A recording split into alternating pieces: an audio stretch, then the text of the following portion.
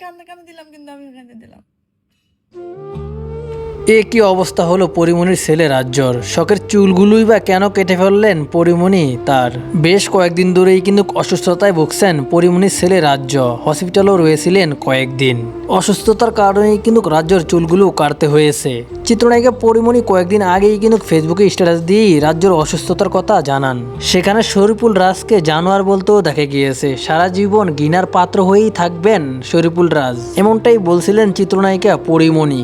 এবার ছেলে রাজ্য কিছুটা সুস্থ হওয়ার পরেই তাকে বাড়িতে নিয়ে আসেন পরিমণি এবং তার একটি ভিডিও শেয়ার করেন সামাজিক যোগাযোগ মাধ্যমে। সেই ভিডিওতেই দেখা যায় রাজ্যের মাথায় চুল নেই এবং পরিমণি ছেলেকে হাসি খুশি রাখারই চেষ্টা করছেন। ছেলের সঙ্গেই কিন্তু হাসছেন তিনি।